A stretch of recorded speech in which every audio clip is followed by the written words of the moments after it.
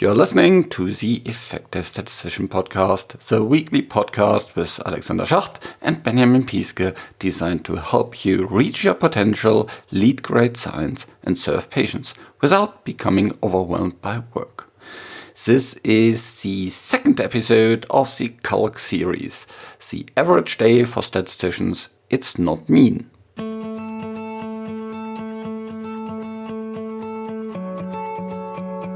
So today we will give you actually insights in how a day in the life of a statistician in the medical field actually looks like. What companies are out there, what kind of statistics is needed, how your kind of environment looks like, how your interactions look like. So really about all these different things that you can actually learn there. And you will see it's not like you are sitting behind your PC all the time and hacking away lots of code. There is actually quite some interesting things going on. So in this episode we will have Amanda, Rhiannon, Jess, Amy and myself. And if you want to learn more about this episode as well as the overall season, please go to theeffectivestatistician.com/student, and there you will find lots of other things. If you haven't listened to the intro episode or the episode 4 weeks ago, I would encourage you to go back to that and check out the development process, the overall process of how drugs come to market and what the statisticians are actually doing in that.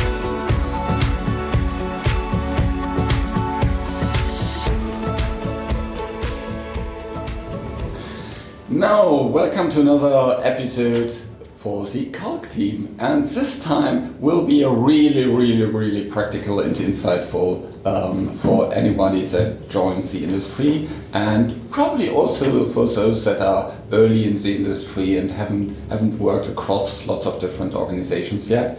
So and it's also a pretty great group that we have here. So we have Amanda, we have Rhiannon, Jess and Amy here, so that we can really present a variety of different jobs across the industry, because I think one key thing is there's no one stats job that is like the other.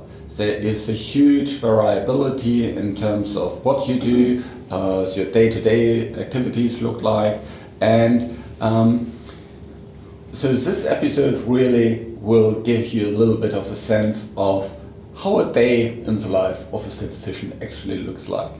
So let's start with you, Rhiannon. Tell us a little bit about your organizational setup and your reflections on the statistics department you're working in. So I work for a pharmaceutical company. It's a large global pharmaceutical company. About the setup, the company has like over nearly 100k employees worldwide, not just stats, but just generally in the companies. It's very large. The stats group is large. We have 5 locations across the globe in 5 different countries. So I'm obviously in the UK. How many statisticians work in your stats department approximately? I think we've about 45. Our site in the US, I would say 70 to 80. We have one in Shanghai, which is about 10, 15. I would say the setup, to go a bit further in terms of, we're split by 2 ways, I would say. You either fall in early phase or late phase. And within those, you're typically split by disease area. So oncology, respiratory, exactly. These kind of different things. So okay. I would fall in inflammation, infectious diseases. Mm-hmm. Someone else might work specifically in oncology. Okay, very good. So, and how was that for you, Jess? Yes, so I work in an academic clinical trials unit, so mine's quite different to Rhiannon's sort of situation. So we just have one office and there is about 250 people roughly in total. In terms of stats, the stats team is about 40 people, and we're split generally by, I guess I would describe it by either the intervention or the disease area. So we have a large cancer, late phase cancer and an early phase cancer division. And we also have a complex interventions division, and we've also got, it's recently rebranded, so it's called Surgical Interventions, Diagnostics and Devices division as well. So I fall within the early phase team. If you mentioned 40 statisticians, are these statisticians and programmers together? Yes, so as a statistician within the academic trials unit that I work in, you are expected to do your own programming. We don't employ programmers to do that for us. How is that for you, Rianne? Because you, I think, counted only the, let's say, pure statisticians, not the programmers in addition, didn't you? Yeah, so to clarify, in the pharmaceutical company, we have a statistics group and we have a separate programming group, and they work very, very closely together, but they are separate. So the 45 that I'd mentioned were purely statistics. We have even more in the programming group. I think there are more like 60, 70. So between stats and programming in the UK, it's over 100. Yeah. So I think that is, and that can vary actually across the industry quite a lot. So some companies have really a lot of programmers in-house, and some other companies nearly completely outsourced that. So then the programmers would all sit at a contract research organization, or usually just called CRO, and then you would work together with the programmers that are not at your side, or maybe they are at your side but not working for the same company. Yeah, so what I've mentioned was purely internal employees, not including those we might work, statisticians or programmers we might work with externally, which I guess brings us on to. Yep, that brings us on to Amy. So tell us about your world. So I work for a CRO, so we often work quite closely either with small biotech companies or with the large pharmaceutical companies that have those compounds that they're looking to analyse and either don't have enough resource available. So that's where we step in with the, I guess, programming and stats, almost consultancy work sometimes. And I mean, we've seen the differences between the pharma companies, but even between the CROs, there's big differences there. So I work for a small CRO, so we just provide the stats and programming support, so we don't provide the data management support, whereas other companies may do. We only have between 10 to 12 permanent employees. Other CROs will have far more than that, the hundreds kind of thing. So there's big differences there. And it's also the structure within the company as well. So the company I work for is quite a flat structure. So we've got the 10 to 12 permanent employees, most of them with a lot of years experience, like 10 plus years experience. So I'm very junior, so I have 4 years experience in the industry. So there's a lot of things that you can learn differently, and pros and cons between the CROs and the farmers.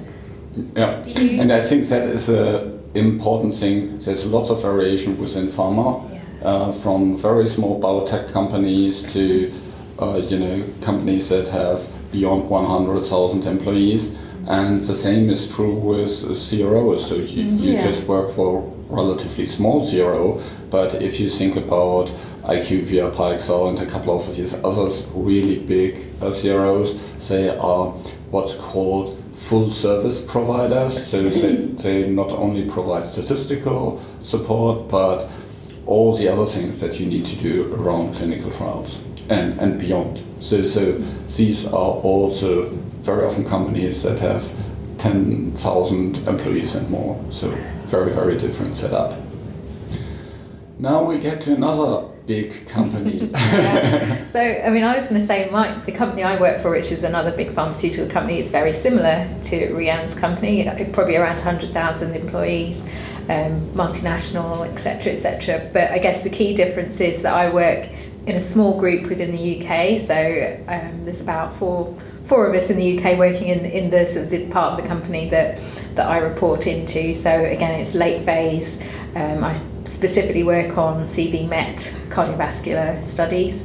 But then most of the other statisticians in the company are in the US. So there's probably, I don't know, 150 or so in the US and a few in China as well, and just a small group in the UK. So I guess that's another thing to consider. You know, within all the companies that we work for and all the organisations, you sort of almost want to see what's happening locally within the country you're applying for a job in, and see what other locations they might have, and what interactions you might have with other people within the company in other locations. So I mostly work with people in the US, and not so much people locally, so it just depends. And that's the same for me as well. So even though we have the one site based in Manchester and we're just one small company, you're working with those other companies on a daily basis, and they're global companies often, so you will often find yourself working with people in South Africa, in the US, in China, all across the world. So, and I think that's one really nice aspect of the job. It depends if you want to work face to face with someone. Like, I guess I sometimes miss not having a study team around me and that I can just go to someone's desk and ask them a question. But then again, you are working with people all over the world, so you do get that sort of mix of cultures and mix of working sort of practices as well that you learn from other people in different countries. On my team, so there's me in the UK. I have someone in the US, and then someone else in Shanghai, trying to get a meeting with the US and Shanghai. It's not really possible. It's very difficult. So it's quite interesting with the global team. It introduces different challenges. Although I always think it's good we're in the UK because we're right in the middle. Yeah. The UK, the easiest to slot in. We're quite flexible. So I've worked previously also for a pretty large pharma company, heavily US based, and if you work there then in the headquarters, most of the others would sit basically on the same floor with you that you work with. However, I was working from Europe, and we had a European team that was spread across Europe, very virtual organized, and that comes with lots of pros and cons. And now I'm working for another little bit smaller pharma company that is much more European based and has a much more European emphasis, also spread across a couple of different locations across Europe, and there's a lot of virtual interactions there.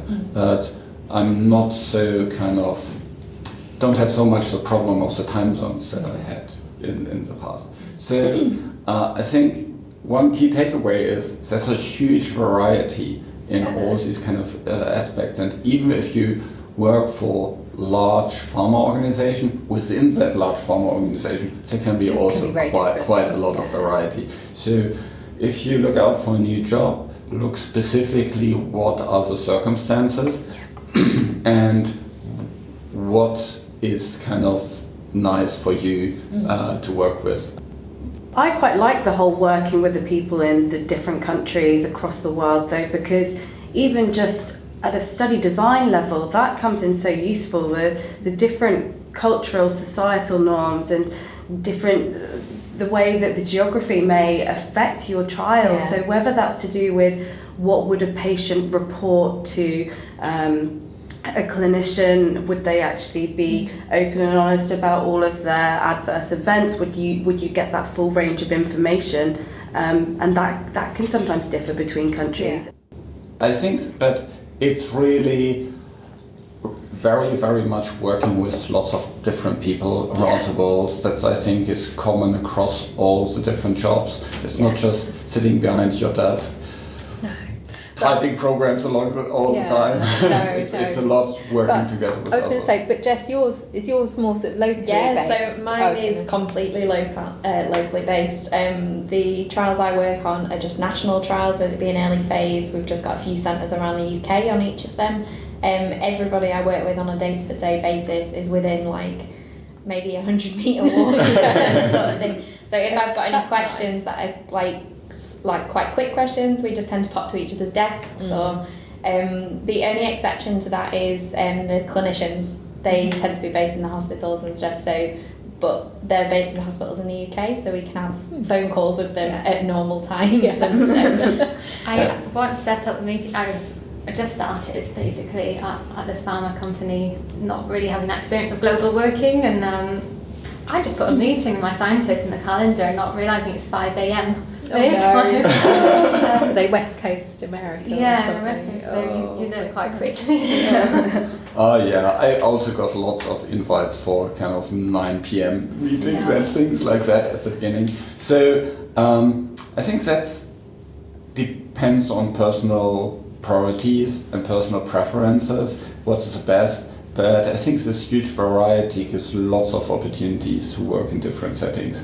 It also gives lots of opportunities for different travel arrangements, where, as I guess you're not traveling that much. No, not travelling that much, no. I'm traveling very, very heavily, so, and I know of other statisticians that kind of travel even on a weekly basis to different locations. So let's go a little bit into the day-to-day activities. So, Rhiannon, what does a typical day for you look like? This is a hard question because I don't think there is a typical day. You could ask me this 6 months earlier and 6 months from now. The answer I'd give you would be different. I think ultimately it depends on the task of the project that you're on at the time. I guess in my experience, to give you a flavour, I've worked some on trial design type work.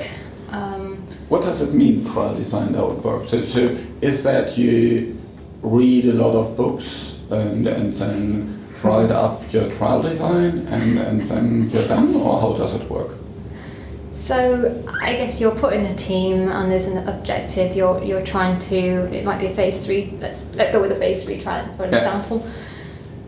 You're the statistician. You've been put in a team with a clinical scientist, a regulatory person. The regulatory person, by the way, they're there because they know the FDA.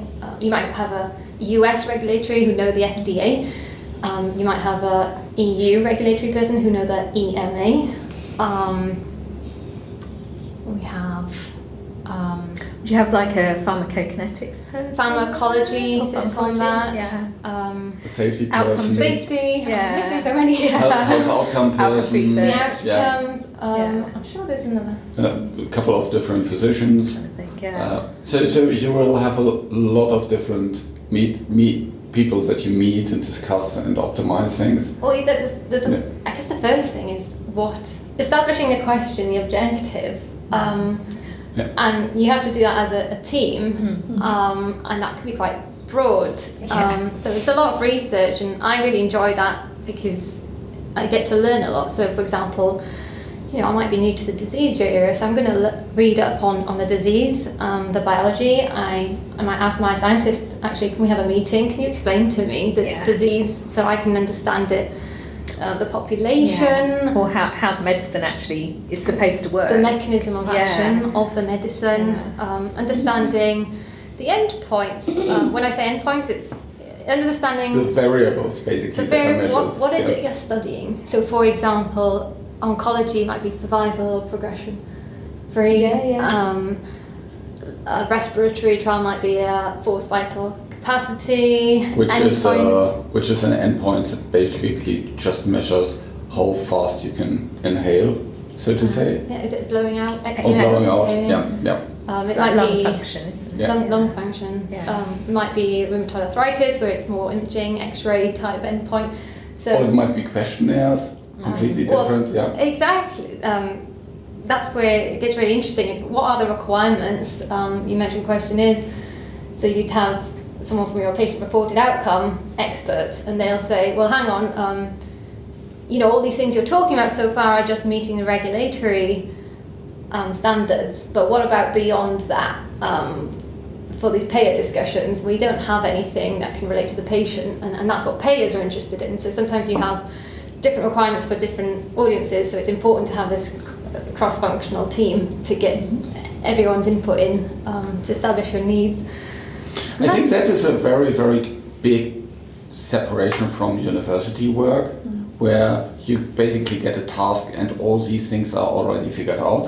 Whereas in our day-to-day activities, lots of these things are not yet clearly defined. So you basically first need to come to the point where kind of, you know, your statistical analysis could be done in place, but you always need to have that basically in the back of your mind, how that would look like, and then having that in mind, talk through all the kind of different objectives and different kind of design aspects, like what is the right population, what's the right length of the treatment, what are the right measurements, what are the kind of, you know, other design aspects that you can include to make it better. Yeah. From an early phase academic trials unit point of view as well, we're typically funded by charities, rather than we do have pharmaceutical companies who do fund some of the trials, but typically it's funded by charities.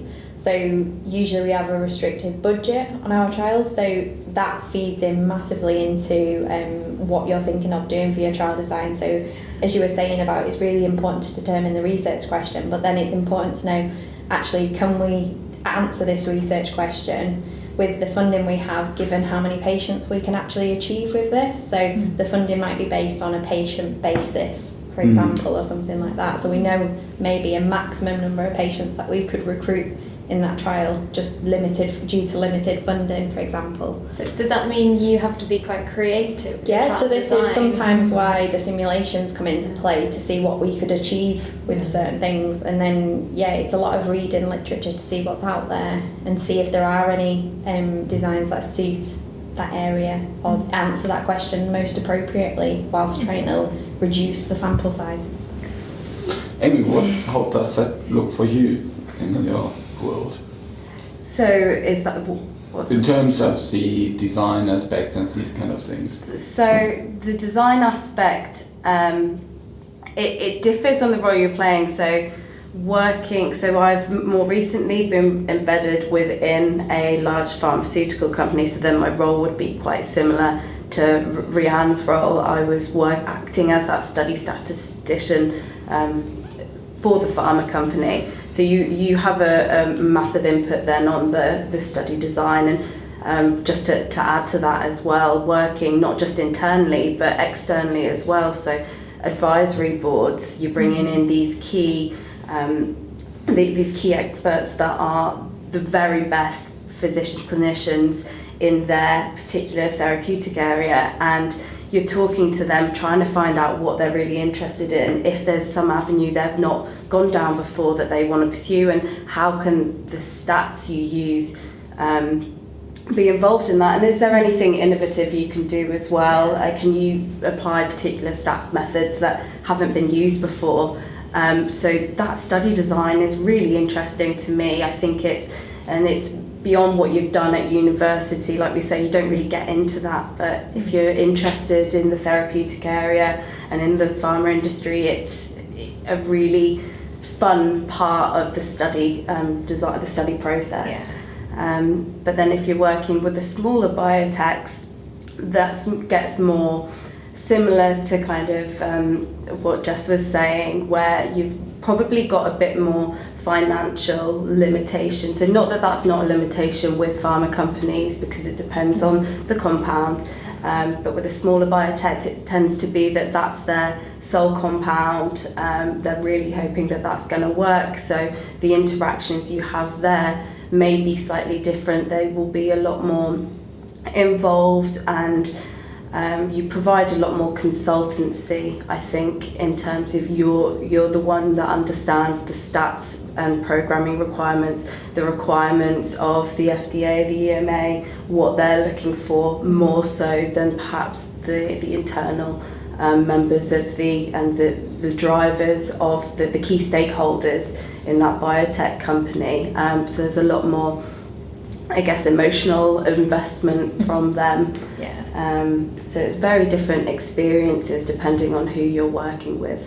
Maybe a little bit of interesting thing is the programming. So over the course of my career, there was a lot of variation in terms of how I did programming. At the beginning, I think I was programming pretty much every day a little bit, and over time that decreased a lot to the extent that I need to say that for quite some time I didn't even have SAS on my PC. I'm shocked. So, how is that for you? Okay, I'll go. It's Rianne. So, I think my experience is different. When I first started out, I was at a large CRO. The first 2 years was pretty much programming in SAS every day. I had a lot of hands-on experience programming databases, programming tables, listings, graphs. I don't particularly like graphs in SAS. Who likes graphs? Quite difficult. Yeah, coming to the pharmaceutical company, a lot of what I was doing is then done. What I was doing at the CRO, it was done by the programming team because it's a bigger disconnect in pharmaceuticals. So I was definitely less hands-on the programming side, and maybe got a bit more involved in the study side. So maybe I had more involvement in trial designs, that kind of thing, and less programming. Just how is that for you? So I'd say when I'm programming, it kind of comes in phases. So when I first started the trials unit, the trials I were working on, they were all in setup. So this is before they've recruited any patients. So it was designing the trial, setting up the database, developing the trial protocol as well. So that was a lot of reading, understanding as well the processes of the unit and how it differs across the different disease areas, within cancer in general, and stuff like that, and the different drugs that we use. But then I might have phases where I'm doing safety reporting, so that'll be just me programming, just to produce the safety reports. Recently, I've been doing a lot of programming because I'm working on an analysis, but on a day-to-day basis, I don't use it that often really, but it's SAS that I tend to use for programming. It's okay. I think that's an interesting topic. It's predominantly SAS right now, but certainly we're using R more and more, to the point where I would say, I only joined the industry 6 years ago, and already I don't have R skills, but it's going that way. So the requirements change, and I'm already foreseeing that to some extent. So I'm trying to upskill on the job and start learning R. I know. Yeah, I'm not an R user, and I sort of feel I need to be for certain aspects of the job. So for a lot of the modelling and the simulation work that we do, when you're designing a trial, R is more useful. Whereas I think for some of the sort of data manipulation and analyses that you do later on, or maybe exploratory analyses, I find SAS much better. Tabulations are a lot nicer in SAS. So it sort of depends what you're trying to do, really. I think there is a lot of variety in terms of programming. I think it also depends on the company, it depends on the procedures in the company. The stage as well. Well, the stage. So for me, again, it completely. I think for everyone, the key thing here is it differs a lot within a company, depending on the study you're working on, the therapy area, is it late phase, early phase, the programming language you'd use may differ. The stage of a study. So you could be using SAS for simulation for sample size calculations, but then you could be using SAS for reporting at the end of the study, or one of the key things that I'd be using the programming for. So in my role where I was working within a pharmaceutical, but I actually had oversight of another CRO who produced all the stats analyses for us. So when it came to a BDR, which is a blinded data review, also known as like a dry run, so there we're looking to see that the tables have been created using blinded data. We're looking to see that the tables and outputs are as expected. Do we need to tweak footnotes? Do we need to add anything else there? And a lot of the time we're double checking that the analyses during that BDR, that the results that we get using some kind of quality control, QC, where we've created our own programs, matches what that the CRO have produced, so that when it comes to the end of the study, we're reporting, you've got that big time crunch to see, has this drug worked, making sure that we can kind of trust that data. And it's the same if it's not done by another CRO. You will always, with the programming, you tend to dual program, particularly the kind of key efficacy analyses, key safety analyses, to make sure that we can fully 100% trust those study results, because human errors happen, so you always want to make sure more people are doing that. But I think that's a very, very good point, Amy, that you're making, and that is probably similar across all the areas. Working with programmers, specifications of the analysis, and checking the results, quality checking. Well, we often say QCing these things is really a lot of the work in all areas, because you really don't want to present something that is not right or that doesn't look right, and for sure you don't want to send that to regulators. So I mean, the FDA especially will do their own analyses to check, so they will replicate your analyses to make sure that they seem correct. So you don't want, you want to make sure you've done that first. And then of course you will have internal SOPs, standard operating procedures, that describes how to create these programs so that they are in a good environment, written in such a way that you can actually QC them, how they are QC'd, and all these kind of things. What's required as a review, what's required as a QC. That I think that's a lot of the work to make sure that everything is correct and right. And when it then comes to the unblinding of the studies, that you basically more or less only need to press a button to get the results. It involves a little bit more, but then you have everything kind of preset, that there's not a lot of effort afterwards in terms of getting all the pre-specified analysis. All the other exploratory analysis is a different setting, but Okay, so in terms of skills in your area, Rianne, what would you think are the most important skills that help you to succeed at your day-to-day activities? I guess as a statistician, starting point, the entry requirement is a background in statistics, knowledgeable there, but I would say the next biggest point is communication. Oh yeah. I know people say it a lot, it's a soft skill, but It's you critical. really see how critical it is in our setting where you're working with your team are non-statisticians. You're the single statistician. The people you're talking to have to understand you, so it's a very different game coming from university when everyone you're talking to about your coursework, asking for help, is on the same page as you. It's very surprising how little other people know, even like a clinician. What Saying something like linear, even they didn't understand what linear meant. They really have to boil it down, and that takes experience. And I find a lot of the time I'm acting as a bit of a translator between, say, a programmer and a clinician. Yes. So you know what the programmer's done, because quite often you've written the analysis plan and you've sort of said, okay, this is what needs to happen. The programmer will come back to the team and say, these are the results, or they'll present some of the results back to you.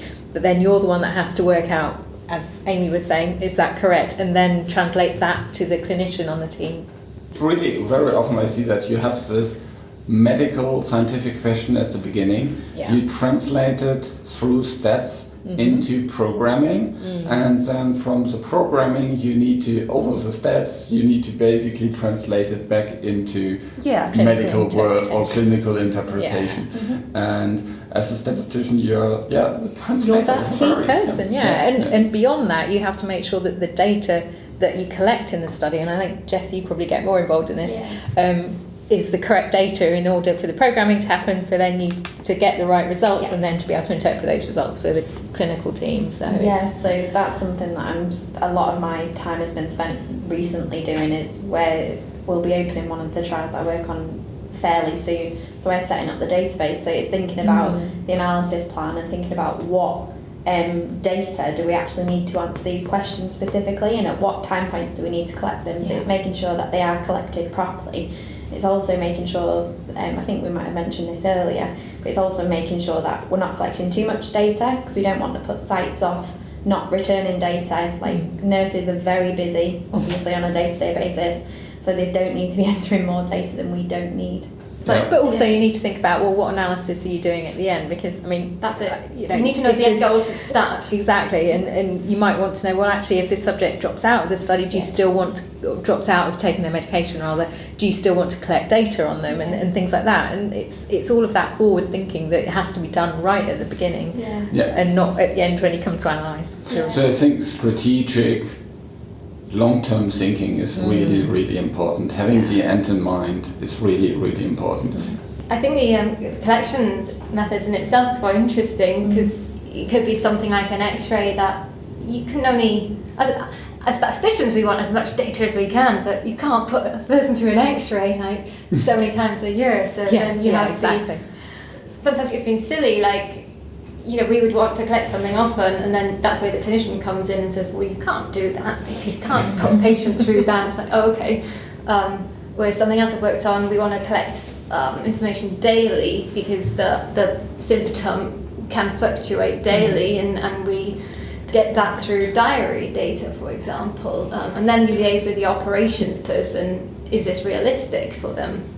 What time of day does it get collected? What's the recall? Do you need to have a paper diary, or do you have something electronic? Well, that's really interesting. We have electronics, but that's when it comes back to the patient population as well.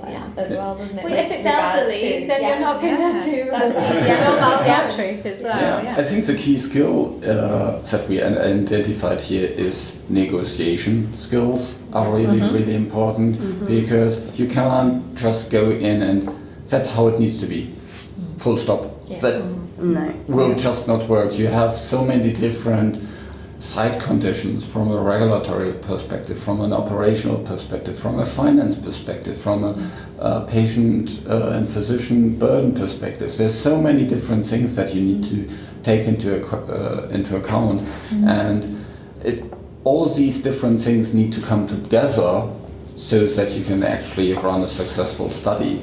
Because if any of these conditions isn't met, then that can basically fail your complete study. It can ruin your recruitment time. It may not be feasible from a finance perspective. It may not be leading to the claims that you want to have in your label. So these are all kind of different negotiation skills that you need. And that's not just within your study team as well. So once you've had all these big discussions, negotiated everything within your study team, you've come to an agreement, you've then got to go to the key stakeholders, the senior management, the CEO, and pitch that idea, pitch your study design against other study designs within your company in order to obtain the funding for it. So we were discussing earlier actually and saying about, well, that's the other thing is you've got to kind of have a bit of resilience as well, because you can get to that point where you've spent months preparing this study,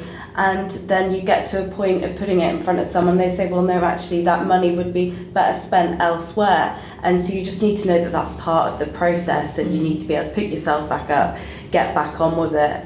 Move on. So there's lots of different skill sets beyond just the, let's say, the methods part that is really, really important and will make a big difference whether you have a good career or not. Okay, I think we could go on forever in terms of speaking about soft skills.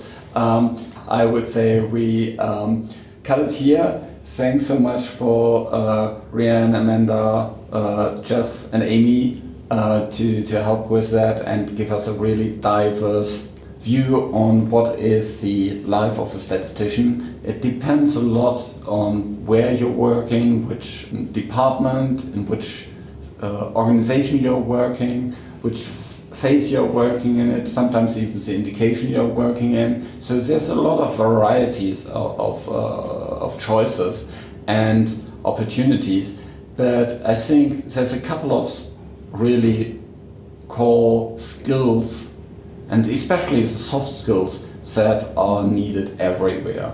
And so that is also something that you can develop on during your time at university. It's something that you can train early in your career and have really as an emphasis in your development plan. Make that as an emphasis in your development plan beyond just kind of the technical learnings, because if you're a really good technical person but you fall flat on all the soft skills, you can't bring that power on the road. And so both needs to come together to be an effective statistician. Thanks so much, and talk to you next time. Thanks for listening to this episode. It was a really, really awesome interview, and I hope you had as much fun as I did with the recording. This is done in association with the PSI CALC team. Obviously, these were all the people on the interview, and I'm really looking forward to have a couple of further episodes of this coming out. So the next episode will come out in about 4 weeks on another Thursday. But of course, next week on Tuesday we have our usual episode of The Effective Statistician, and maybe that's interesting for you as well. If you want to learn more about it, just go to theeffectivestatistician.com/student, and there you will find more information about this, about all the other episodes of this season, and so on. And if you like that, please share this with anybody else that would benefit from it, be it other students, other people that you know in the industry. Please share it as wide as possible, because we want to have students do well in this area and have a good start into their career and actually understand what they can expect from this career, so they can make an informed decision. So please share it. Also, please share it on social media. That would be really, really awesome. And if you want to give some feedback, just go to the homepage and respond to the comment. Thanks so much, and speak to you soon.